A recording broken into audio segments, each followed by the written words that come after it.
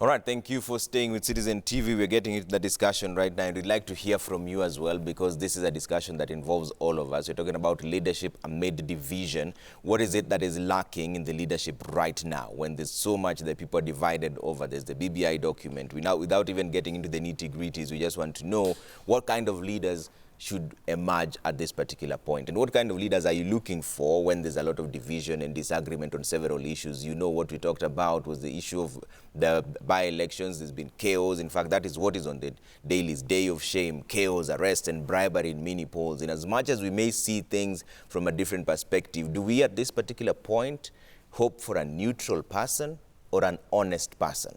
And is the truth even relative? We'd like to hear your views on this. At Trevor Mbija at Citizen TV Kenya. Use the hashtag Daybreak. Let me introduce my guests real quick, beginning with Dr. Wale Akinyemi, leadership and motivational speaker, is joining us on Skype. Thank you so much for making time. Robert Burale is also here with us. Coach, thank you so much for making time as well. And Trufena Wakaba, popularly known as Auntie Trufena, a counseling psychologist, is also with us here in studio. Thank you so much for making time. Robert, I'll start with you. What is it that we are lacking as a nation? When you look even at the dailies right now, you know the by-elections, how it happened. What is it that we are lacking in the leadership? We're just lacking leadership. We have too many activists. You know, activism and leadership are two different things. We have people who are in leadership positions, but are in it for themselves. But true leadership, Trevor, is when people think beyond them. In fact, sometimes the climax of the decisions made by true leaders is experienced long after they've gone. Yeah. So that's what we're lacking. We're lacking proper leadership. Is it about me as a person, the decisions I make? Is it because of me and the people around me? Or am I thinking about 20, 30 years from today? Yeah. Dr. Wale, is that how you see it as well? We have leaders who are focusing only on themselves and not the people around them? Yeah, because, you know, what makes you a leader at the end of the day is that you are able to give expression to the thoughts, to the aspirations of people. You are able to give enough expression to it so they follow. That is what makes you a leader. So if you are just in it basically for yourself, you are not a leader, you are an office holder.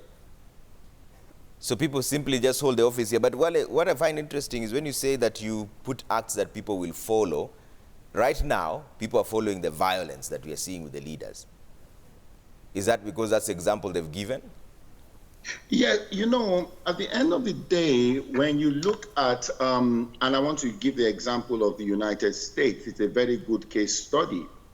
Now, what Trump did was to give voice. We may blame Trump, we may say that, but Trump simply gave voice to the underbelly, you know, of the people. And that is where you see great leadership is the ability to paint an alternative picture in the minds of people. In fact, you talk about turmoil, the greatest leaders have emerged in the time of turmoil.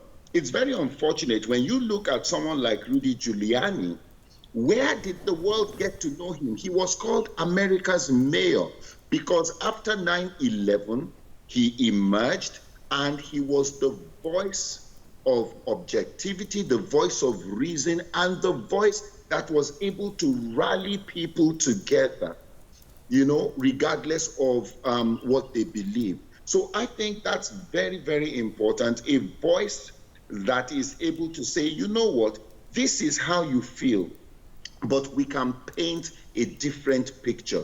Leadership is about painting pictures. JFK said, let's get a man to the moon by the end of, you know, this decade. He painted a picture. So if we are seeing what we are seeing today, it is because it's a communication problem. People in the office have not been able to paint the right pictures for their followers. And Trufena, what does this do to, say, like the youth or even persons watching this happen? If they're their leaders, you see them getting involved in chaos. How does that work on your mind and psyche? Does that make it normal? What goes in the mind of the youth or anyone who is led by leaders? One is despair and a lot of fear, because the people or the citizens, they are not sure what will happen next. So that is basically what is going around the mind of people, and they are not sure. And there is this issue of anxiety. They are not really, they are very anxious about tomorrow, that now because this is what happened, what about now? What will happen tomorrow? But I think now to calm that anxiety, the leader can either, in the times of crisis, the leader can either be made or broken. So it is the responsibility of the leaders now to look for a way to calm the minds of the people, because that is what now they are lacking. They need a lot of calmness, and they need a lot of assurance that things can only get better. Yeah. Yeah. But this assurance comes with people who somehow blame others, because they say you are in the place where you are because Burale, for example, didn't do what he was supposed to do, and therefore I'm the right one. What kind of impact does that have? Yeah, but now we are talking about true leadership, that an ideal leader. We are not talking about like what they did or what they are supposed to do according to their mentality. But an ideal leader, at such a moment, they should look for a way to calm people. And one way is to become very honest to the people, and a lot of transparency. And also the people should also be taught to accept the honesty the way it is. Unfortunately, people do not go for the right news. They go for the wrong news. People are very quick to listen to what is to the bad side of the story, other than also the positive side of the story. So the leaders from those regions or from the affected areas, they should have a way of calming people through a lot of honesty and transparency. No matter what, people always believe, you know, when you keep telling people the truth, even if that is not what they want to hear, it has a way of getting into people's mind. So the leaders should now get off the other clothing of propaganda and put the clothing of honesty, so that they can be able to calm the crowd. Okay. Yeah. Burale, this is what I'm struggling with. Right. So at a time when, like entrepreneur says, yes, when you keep on giving bad news, that is what people will see. But what if there is some aspect of bad news and some aspect of good news? Where then should I lie? Because if I only talk about the good news, am I pretending the bad news never happened? Right. And even if I talk about both of them, people will definitely pick the bad news. Mm-hmm. How do you balance it out so that people can think rationally and bring out the honesty, for example, like what she's saying? I think the only thing is not about bad news or good news, it's about the truth. The truth has a way of refusing to be buried. The truth may also come out as bad news, Trevor, and lies may come out as good news. Because sometimes we have leaders who tell you, I will do this for you, and it's good to our ears, but it's dangerous in the long term. So when you stand on the truth, and in most cases, the truth is not fence-sitting. In most cases, the truth can be unpopular. And we need leaders who will give the truth with wisdom. You know, you may be the carrier of the truth, but it doesn't mean that by saying the truth, you are undressing somebody else who had a different opinion. Otherwise, we are fast moving into what we call, and that's what I see in our leaders here, into a national blame game. And that's a game without a trophy. So we want truthful leaders, because the truth has a way of vindicating you. Yeah. Dr. Wale, what is your view on that? I agree with Burale completely. You know, and I think the biggest asset of a leader is communication. You know, like I said, the ability to communicate bad news in a way that is productive. You know, the ability to say that, you know what, this is where we're going. And you look at people like Churchill, you know, there are so many examples, you know, where they are faced with having to announce or take a nation through a tough period. It still boils down to communication. Unfortunately, when you're a leader, particularly a political leader, you are not just the leader of the people that voted for you. You are not just the leader of your tribe. You are the leader of a diverse complexity of people. And so your ability to communicate in a way that does not make anybody feel like a victim is crucial. I remember many years ago, after the Nigerian Civil War, General Gowon came out and said, no victor, no vanquished. You see, these are the kind of things. So ability to communicate properly, I think, is the biggest asset of the leader, because when the leader paints that picture, the followers will toe the line. After the election, last election in Nigeria, President Goodluck Jonathan, you know, everybody thought the country was going to explode. And Goodluck Jonathan, even before the final votes were counted, he picked up the phone and called Buhari and said, congratulations, Mr. President. Do you know what that did to the country? It just quelled everything. Yeah. All right. So that leadership ability to paint a picture of no victor, no vanquished. But is the truth relative, Wale? Because you see, for example, the leaders, what we saw yesterday, a leader may argue that I slapped someone, that is a fact, but I did this because they were stealing the votes, which may too be a fact. Mm-hmm. So how do you balance these two? We do know that two wrongs don't make a right, you know, and this is where the character of leadership is also very important, you know, because one of the things that I've heard Burale talk about many times also is the fact that character is what is so important in sustaining whatever door charisma opens for you. You know, so the higher we go, the more is demanded from us with regards to responsibility, personal character and comportment and all that. So yes, it might be true that this happened, but my action must not now be wrong because somebody was wrong. Absolutely not. Yeah.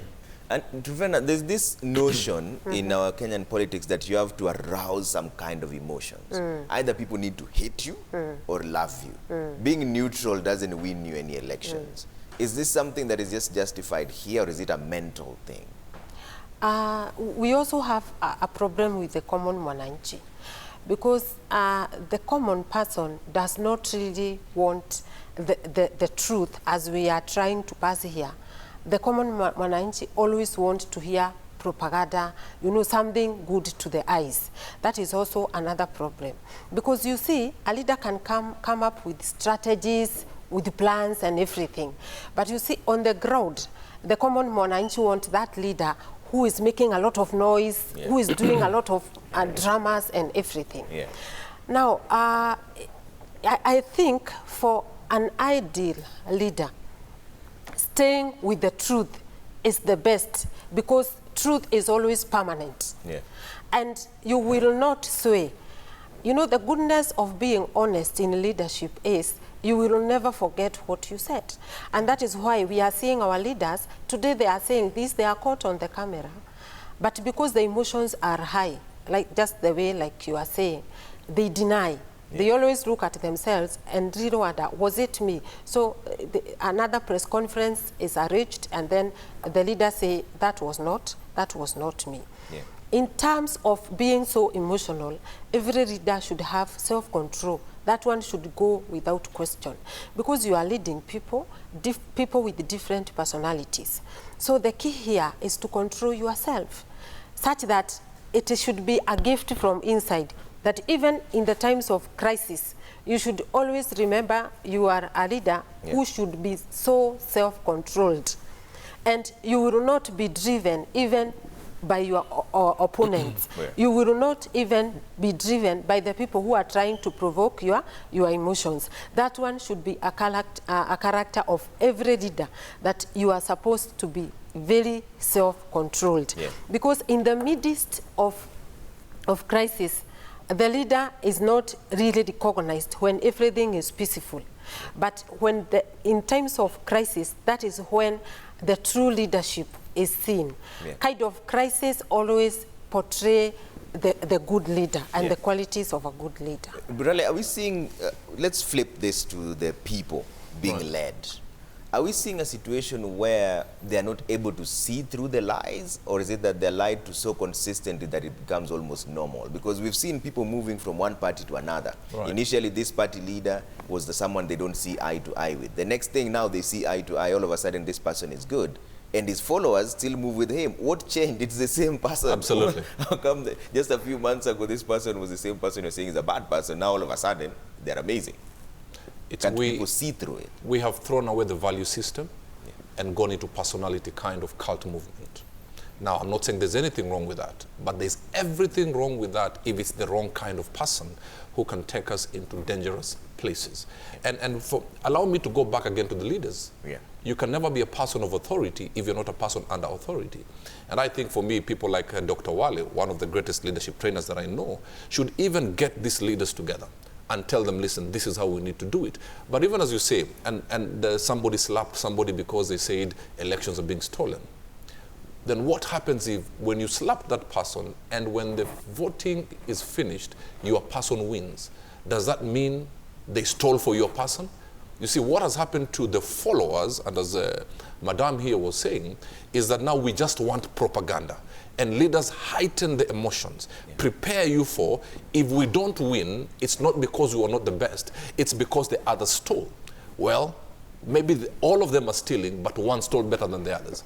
But as citizens now, we got to get to a place and tell these leaders, put them to account and ask them, what more will you have? Yeah. Some of you are coming to shout, and somebody here said it's like somebody's drilling something on a spider cord.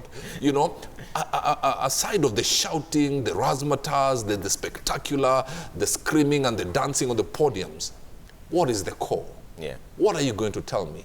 Do you know the truth backed by a few is better than a lie backed by the majority? All right. Dr. Wale, are they simply playing to the gallery? Is this something that people are demanding, so they're just doing it? You know, if we blame the followers, then there is no need for leadership. The whole essence of being a leader is to steer people's mindsets in a different direction. We all remember a Kibaki Tosha moment. You see, that was a powerful moment when a leader was able to steer the mindset. And that's why we are leaders. You know, so for somebody to say, the people made me do, I did this because of the people, because that's the expectation of the people, then that is not leadership, because true leadership is able to influence the thinking of the people. That is what makes you a leader. Yeah, but you may influence the thinking of the people in the wrong direction, because I see Engineer Gaddafi here is asking us a straight question, and I think, Auntie Trufena, I want all of you to jump into this. Engineer Gaddafi on Twitter is asking us, who is a true leader? The domestic political terrorists can't be called leaders. The primary definition of a leader disqualifies the line of argument. Call it as it is. These are bloodhounds. So he's asking, who is a true leader? Auntie Trufena. In a nutshell, what I would say as a psychologist is a true leader is a person who has mental stability, and a person who is so mentally stable that he is not fearing to say the truth or being honest. A person who does not really want to know what the propaganda that people want. He starts with the truth. He starts with a lot of honesty, and a true leader is the one, as Wale has said, who can be able to communicate well. A leader who moves from I to we. I, like we are going to work for this together. We are going to do this project together. A leader who does not glorify himself, but now works with the people and see people as part of his team to work with. Okay. Yeah. Burale, who is a true leader? A leader, first and foremost, is somebody who has the right values in public and in secret. You understand? And when I look at the great Nelson Mandela, he had opportunities to be released from prison on condition that when you come out, go low on politics. But he knew based on his value system, I need to take this country somewhere, what I would call the promised land. Some of the people in South Africa and the world over are enjoying some decisions Mr. Mandela made, yet he is long gone. If he was selfish, he would have said, okay, fine, get me safe, get my family secure, and I'll give you peace. But will he be at peace when he's hidden in his own home? When he's looking at people dying and there's chaos all over? A true leader says, listen, this is the direction you're going based on the value system. It is not about me. It is for the greater good. It will outlive me, outlive my children, that I will be remembered. Today we talk about a gentleman who said, I have been to the mountaintop and I have seen the promised land. Martin Luther King spoke also about at a time where a black man would also lead. Well, Barack Obama came into power many, many years after Martin Luther King died. But the man saw something, and as Dr. Wale said, you paint a picture, you take people into a good place. So Americans and the world over celebrate this president, the first black president, but somebody somewhere many years ago said something when Obama had no ounce of leadership in him, or he was not even here. You understand? So we need those kind of leaders who will make a decision that 50 years from today, we will feel the weight of that decision that was made based on a value system, and removing themselves out of that decision because they're not selfish. All right. Wale, who's a true leader? I'm happy because I want to throw a spanner in the works, and move from the ideal situation. Everything we've said is ideal, but I think a leader in the simplest definition is anyone that has followers. So, Osama bin Laden, whether you want to accept it or not, was a leader. All these bad guys, they are leaders, they have a following, and that is why people with the right values must present themselves. Let me tell you something. What we have in a lot of African countries is the people with values sit down and they just criticize those who have the guts to present themselves. And you know what? That tells me those who have the guts to present themselves, you cannot blame them if they lead people astray if you, with all your good values, just sit down and all you do is sit down in your club in the evening over a bottle of beer and discuss and criticize the people. A person who has not presented, or a person who is not doing something, I find it difficult to understand why we have the license to now criticize. So if we do not like what is happening, I think it is very important, number one, let's begin to train the values. Let values now come back to center stage. Because you see, if we don't instill the values before they get to the office, when they get to the office, all they will do is project the values they already have. So we need to work on the values. Let it start from school. Let's have a training program, like Burale said. We have tried to get some of these people together. Let's teach how to communicate. Let's teach these things. But unfortunately, many of them think they all have it together, so they will not listen. But Wale, what you mentioned is very interesting there, because even though whenever anybody wants to take on politics, the first thing that they're told is politics is a dirty game. And it is it not? So even if you wanted to be one of the leaders, you wouldn't present yourself. Let me tell you, we say it is a dirty game. If it is a dirty game, then I think that people who have the soap should go in and clean it up.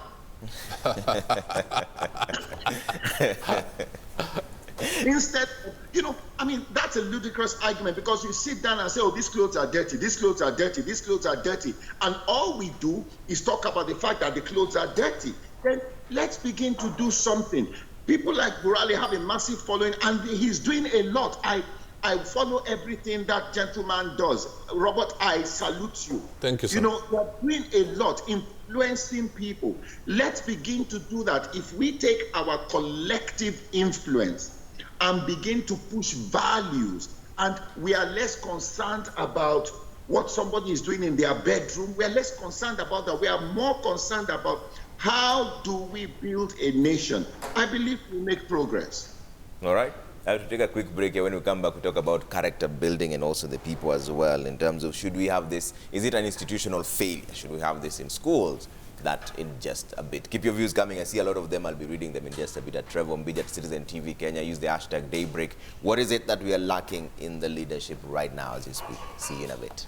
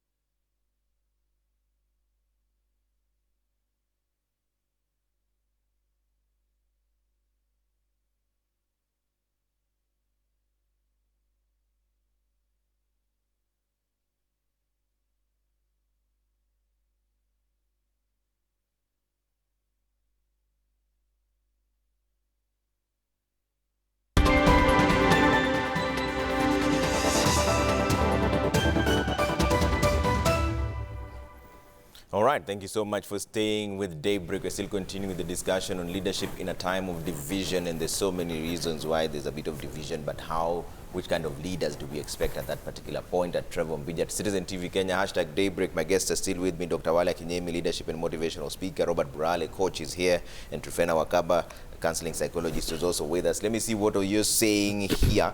We've already answered this question by Engineer Gaddafi of who a leader is. Felicius Atandi says, good morning from Keroka Kisi.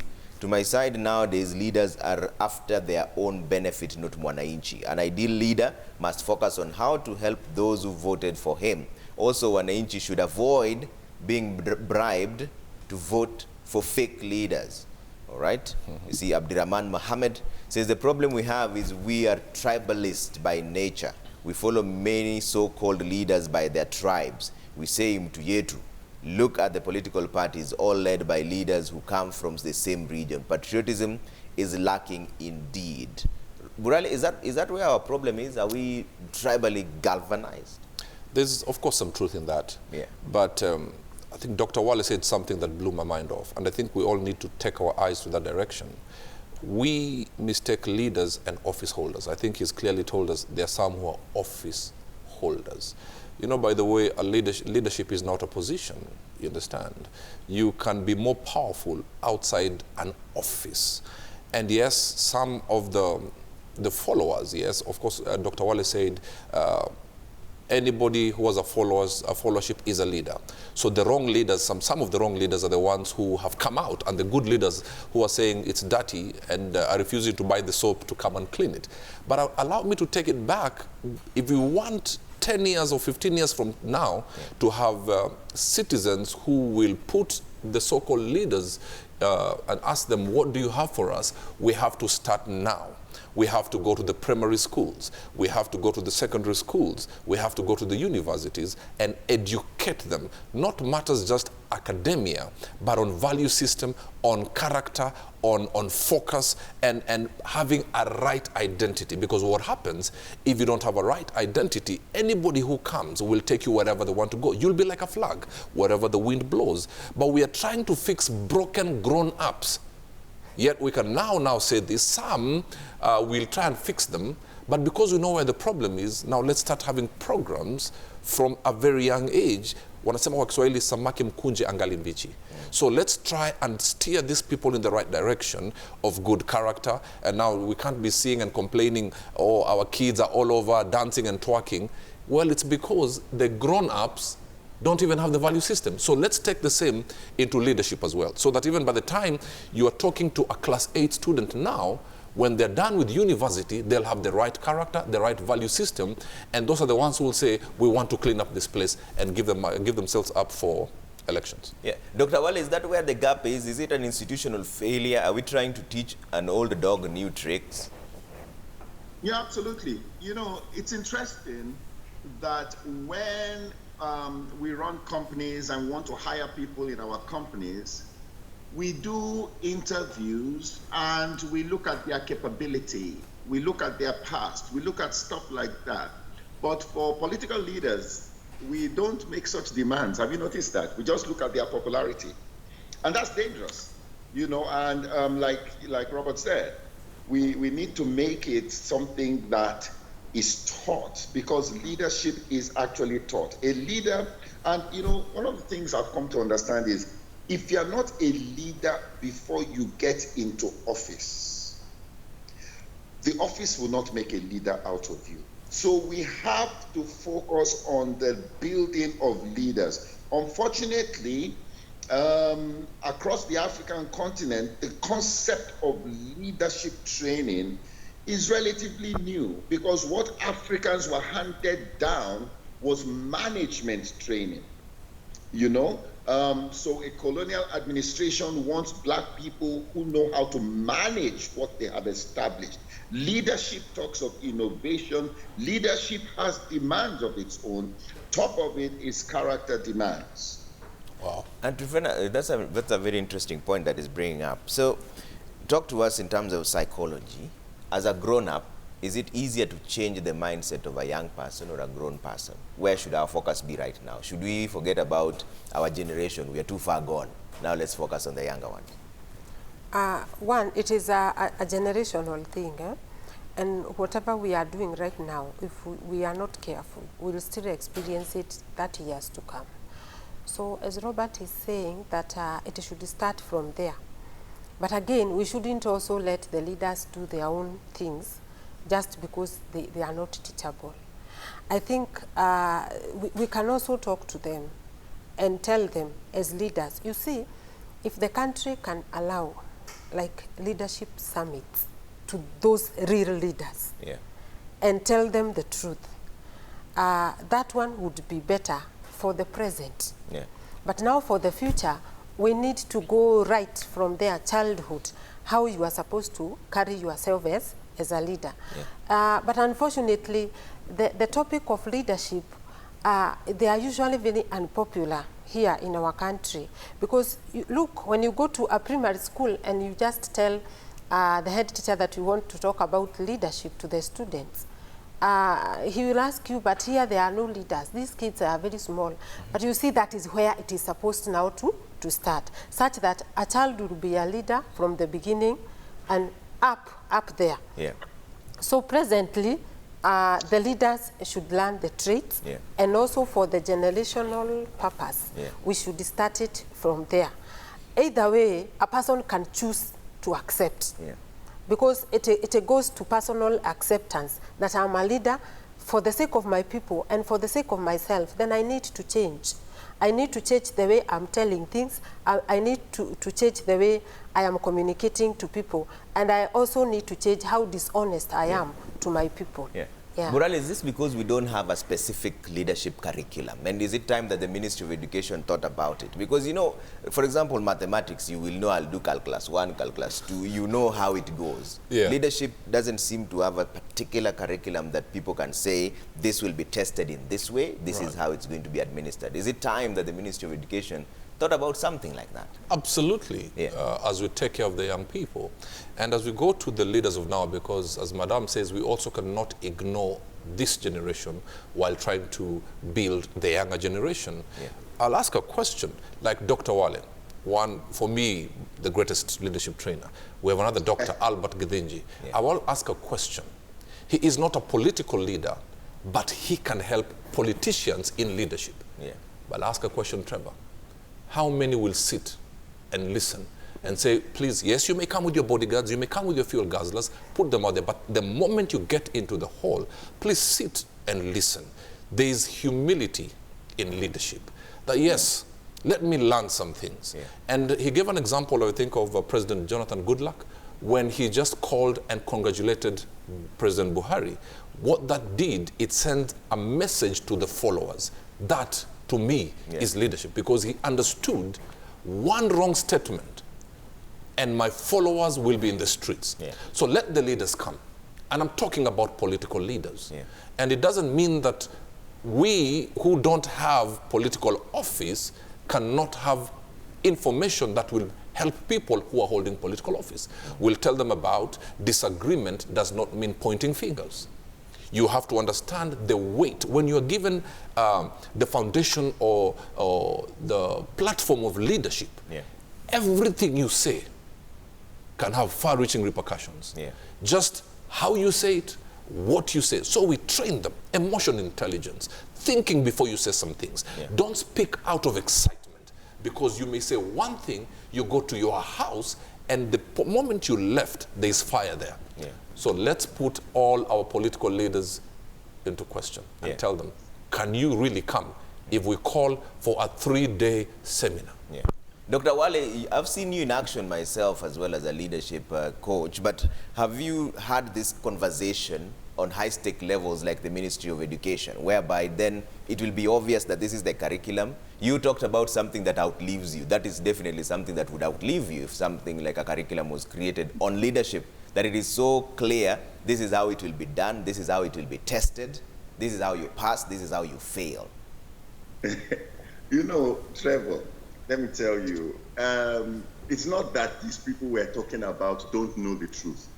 The problem is not that they don't know what to do, it's that they don't do what they know.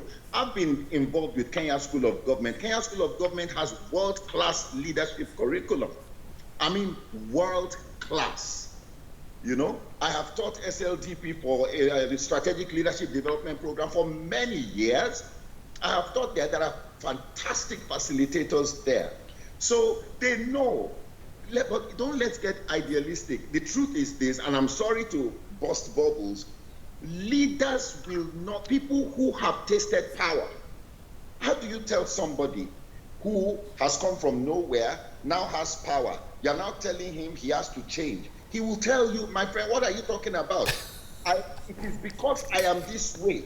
that I have arrived at where I am. So why are you telling me to change? So they have to be made to change. We've seen so many movements, the most recent, NSARS in Nigeria.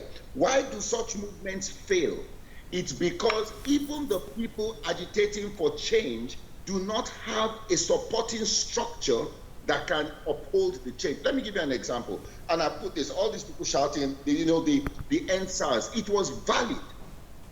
But if you ask, just think of it, if you asked those people that were on the streets, that were agitating and all that, say, okay, you know what, we are handing over power to you. Do they know what to do? No, they have no clue. So this problem will continue until we have provided a formidable alternative. And that alternative is a philosophy I have been pushing for years, that let us, look, I wanted to change the world. I realized I don't have what it takes, but I can change my world. Let us begin to change our microcosms. Yeah. Then people will see that, so that when you do want to go into elected office, you can run on the slogan, I did not have to be in office to make a difference. Okay. And Trufena, can we do this at the micro level, family level, for example? Is that where we should begin? Whereby in the family setup, people already know that this is how we do it, as opposed to right now in the family setup, what people know is this is how we vote. We are from this region, therefore we vote this way.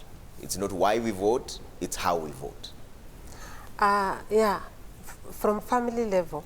And what I would like to conjoin with that is that people, or the common people, they have a mentality of who is popular, not in terms of the strategies, in terms of how the plans, but in terms of who is talking much. Yeah.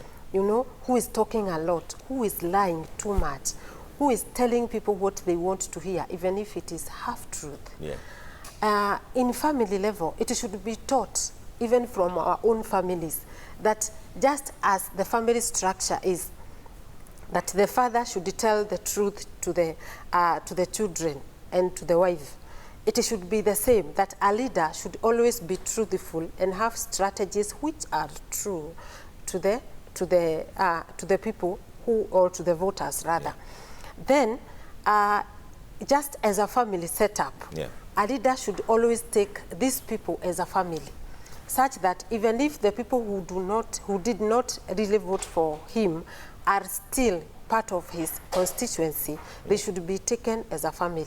Okay. Every leader should carry a character of having an alignment, that even if we have so many discouragements, disagreements, yeah, we will still be together. You see, in the case of voting, there is always the winner and the loser. But a true leader who is so aligned should know that we are supposed to read from the same page, even if there are people who did not really vote for me. Okay. But in our case, you will realize that the regions that did not really vote for me, the wards that did not vote for a certain leader, they are seen like they didn't want that leader. Yeah. But a true leader should always know that even the people who did not vote for him, they still have they still give their answer, because in real cases, a no is still an answer. Yeah.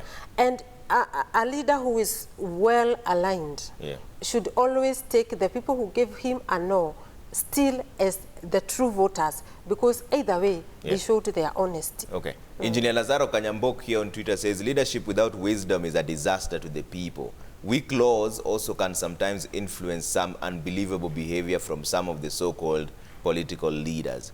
Professor Ben Omwando, he has an interesting perspective, which is alludes to what Dr. Wale has said. Is it about the field, he asks, just like golf and rugby players, though both are players, but golf is for more gentle people? Could it be possible that politics is for this type of character, Burale? Not necessarily, no. I'll just go back again, and during the break we're talking about, we need to go get the soap and come back and clean. Because now maybe we are so used to rogue behavior in the political scene that we think that that's how it's supposed to be. How comes then we have some very great political leaders the world over.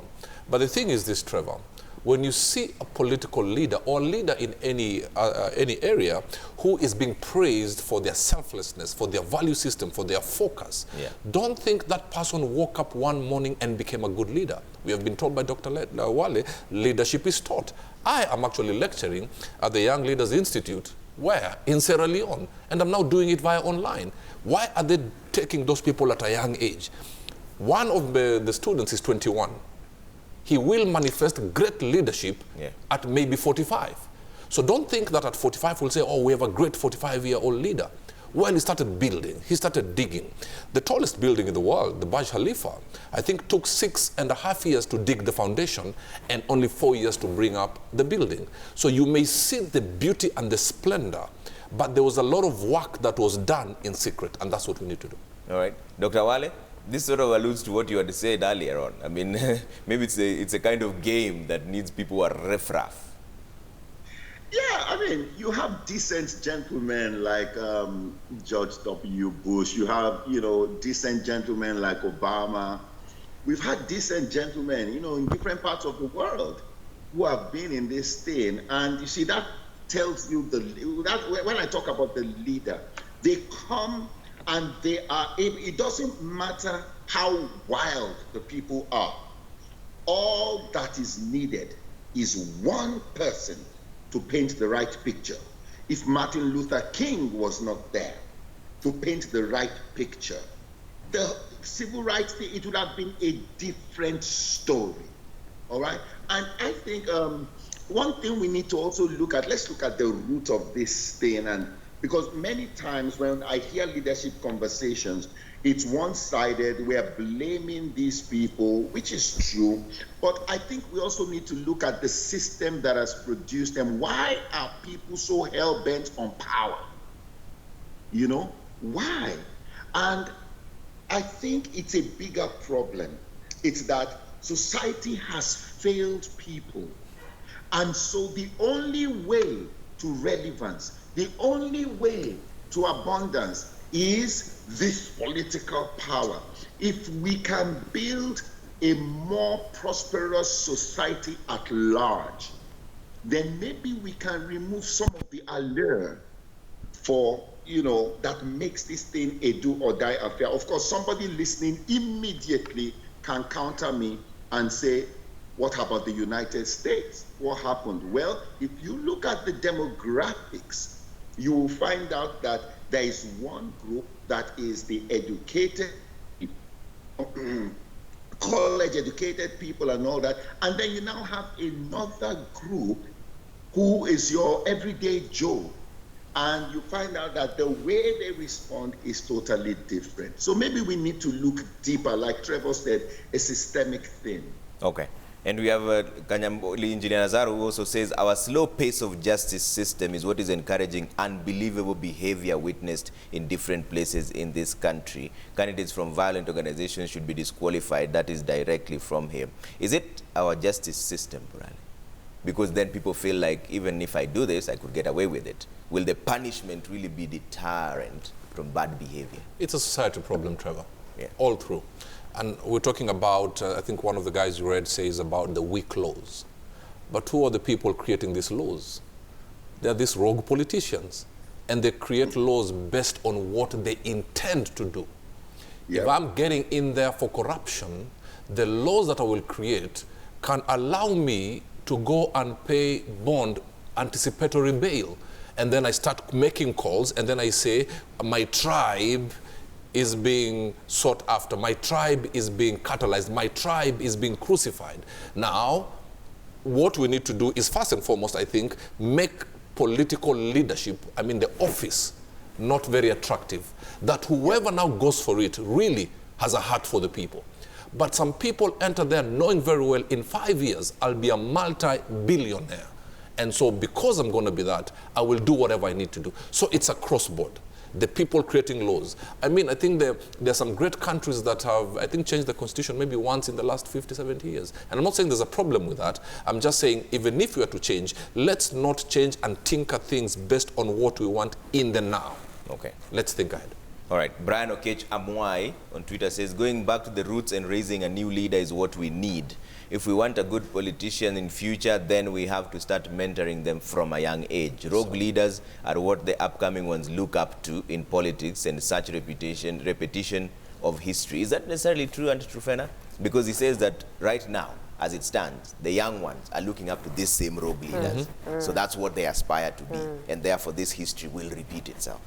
Yeah, somehow it is the truth. If, for example, I can give an example of a family, the people who are married for like 20 years, you will see a very fresh couple approaching them just because they have been married, they have an experience. They will leave an experienced person, a professional counselor, a younger professional counselor, basing on experience. The same case we have politicians. Yeah. People are going to people just because they have been in the political world for so long, but they do not care whether staying in the political world for so long, you have really leadership traits. And people are ignoring the people who are having leadership traits because they do not have a name out there. Yeah. And they are going for, just like you have said, a young boy can see a leader on TV doing those tantrums and one day admire to be like that. But if we go back to the roots and we teach that boy that as much as you want leadership, this is how the true leadership should be. Kind of, we should put leadership in our classes, in our syllabus. Leadership classes should start from there. But now, unfortunately, there is nobody to guide that boy at that tender age. So he grows up knowing that leadership is about chaos, leadership is about propaganda, leadership is about lies. So that is where we are losing the point. And if we continue like that, then we will see all these dramas like forever. Okay. Yeah. Jenga Kungu Paul on Twitter says, if the government doesn't take action against the politicians who instigated violence in yesterday's by-elections, then it will have rubber-stamped impunity, validating political violence and a culture of failed leadership in Kenya. Absolutely. We must secure 2022 today. Dr. Wale, do you agree with that statement? Because you see... Absolutely. Yeah. You know, there is the word that we have that is so important. It's consequences. Remember I said earlier on that these guys don't change voluntarily. They need to be made to change. Let me give you a little bit of some Nigerian history that can help understand this context. Nigeria was plagued with an era of coups. We're having coups. January 15, from 1966, we kept having coups. January 15, July 29, we kept having coups. So guess what? The average young person going into the military was not going into the military to defend his country against external aggression, but was going into the military because he saw himself one day as a minister, as a governor, or whatever, or as a head of state. So the military became the platform. Now, that was a cancer, and that's what we have in the political class. People are going into politics because they have the wrong role models, and I think that's what Professor was saying. Now, do you know what Obasanjo did? President Obasanjo, being a military man himself, when he got into power now as a civilian president, you know what he did? Every military officer who had ever tasted political office was fired. Every military officer, brigadier and above, was fired. By the time Obasanjo was through with them, all that was left were people who were in the military because they wanted to be in the military. I don't know how that is going to happen politically, but I think it is very important. There must be an overhaul and there must be consequences. Former French President Sarkozy, we saw what happened. Can that happen in Africa? We need to begin to look, and I think somebody had talked about the judicial system. So you find out that all systems work together, educational, judicial, they must all work together to produce consequences that will alter the behavior of these people. All right. Fred Nyanonkwi says, indeed, leadership is God-oriented, and each leader should perhaps set good examples. And this is an interesting conversation by Fred, Dr. Burale.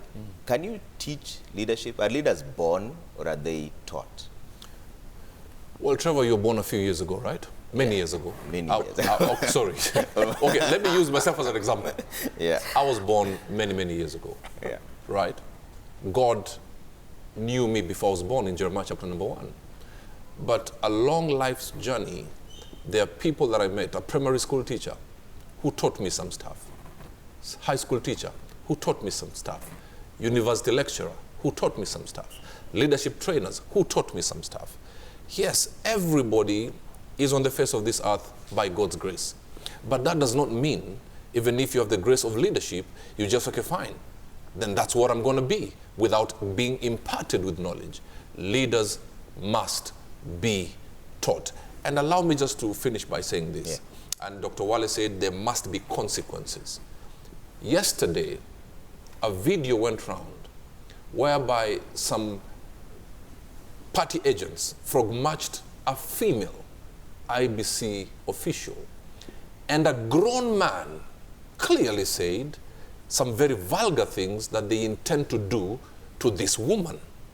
If a 16-year-old is watching that, you have already told him, leaders disrespect women, so I will also disrespect my female students, classmates. So what I think, I hope, and I really do hope, that we'll see some serious actions, not PR, somebody going to a police station saying, I'm just visiting the police station. No, no, no, not PR, like serious consequences. And Trifena, Yeah, are leaders taught or born? I think leaders, they should be accountable. Whatever you did, you need to pay for it for you to become a wholesome leader. Yeah. Because we all make mistakes. And that one goes now even down. If I see that a leader caused chaos and he is walking free, to the common man or to the young generation, they will always think that in this country, when you do some crazy things, you are just supposed to walk free. Yeah. So the leaders should be an example. Just like when they are campaigning, yeah. Whenever they tell us that we will do this, we will do this, we will do this. And there is also something else that you see when a leader causes chaos and he is not reprimanded, and they kind of put it like it is so fashionable that I went there, I was questioned, then I am free. If another leader does the same thing, you'll see this leader who walked free now saying that that leader was not supposed to walk free. So we are having like partisan leadership, yeah. whereby you do not want to go through whatever you are supposed to go through in terms of accountability. Okay. Every leader should be accountable for his or her actions, regardless of the position that you are holding in the country. Governor the Dreamer says, I think it's important for us as a society to remember that the youth within the juvenile justice system are, most of the time, youth who simply haven't had the right mentors and supporters around them because of circumstances beyond their control. All right. He says the power of youth is a commonwealth for the entire world. The faces of young people are the faces of our past, our present, and our future. No segment in the society can match with the power, idealism, enthusiasm, and courage of young people. Let's see what else you're saying here on Twitter. There's a lot of feedback coming through that we're trying to sift through. Governor the Dreamer says the challenge of leadership is to be strong but not rude, be kind but not weak, be bold but not be a bully, be thoughtful but not be lazy, be humble but not be timid, be proud but not arrogant, have humor but not without folly. I'd like to get your final remarks on this conversation before we go into Matungu, where I hear there's supposed to be an announcement there. The Dawn says, my take will come from a quote. Sometimes people do what works than what is right. So as long as we keep glorifying rogue leaders, then aspiring leaders will keep doing what works rather than what is right. Dr. Wale, I'll start with you for closing remarks on this leadership. Where do we go from here now? Unfortunately, there's nobody listening to us today who will say they have not heard the things we have said before. You know, so we're not saying anything new. We're saying what people have always heard.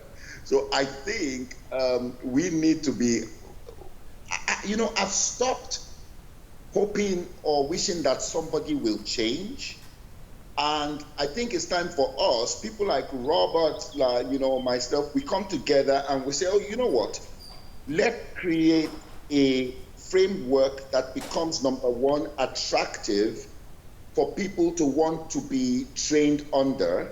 Number two, a framework that young people will subscribe to and they are ready to follow. In essence, I'm saying, let us take our own leadership, the following we already have, let's use it to paint those pictures, because those people that follow us today are the same people that tomorrow will probably run for office. So let's focus on them and paint pictures. As for those who are already there, between Burale and God, they will find a solution for them. Burale. Dr. Wale. You know, if Dr. Wale wasn't a trainer, he would have been a musician. He has a way with the words. To every leader, Yeah. if your voice dies with you, you are never a leader. May the voice of purpose speak for you long after you're gone. All right. And Trufena? What I would like to say is that most leaders, they do not learn from their mistakes. They learn from their successes. That's why when they are recampaigning again, they talk of, I did, I'm the one who did all that. But I think it is the high time that every leader should always learn from the mistakes that he performed in the last term, other than the successes that he did, because it is from those mistakes that he will learn a lot and the way forward. Because when you learn from mistake, you always charter a way forward. But when you learn from successes, you have nothing, because you sit down and you see yourself as a successful person, whereby that is not supposed to be the trend. We keep learning and learning and learning. All right. Thank you so much. Wilson Masaka says there's a big difference between lead us and bleed us, which is a theory that I use when referring to those that use the followers for their own personal benefits. And also here, Cornelius Bet says, unfortunately, our leaders are inspired to accumulate wealth rather than lead the way in inspiring and empowering others. We want to add more politicians to parliament when the problem is rocketing unemployment rate. That is simply poor leadership. All right, and Cooper here says, don't just criticize, give solutions that are practical. If you say Africa has no leaders, then you're also included. I propose you define leadership and then tell us if we don't have such people. All right, that's where we leave it for now. Thank you so much for speaking to us this morning. Dr. Wale Akinyemi, leadership and motivational speaker. Robert Burale, the coach, thank you so much. Trufena Wakaba, counseling psychologist, also popularly known as Trufena. That has been the conversation on leadership. My name is Trevor Mbija. Always a pleasure having you with us. Listen, we're still waiting for some of the results that are coming through from the by-elections. As soon as they do, we'll update you in real time. For now, we're taking a quick break. When we come back, it's Roy T. Boy on the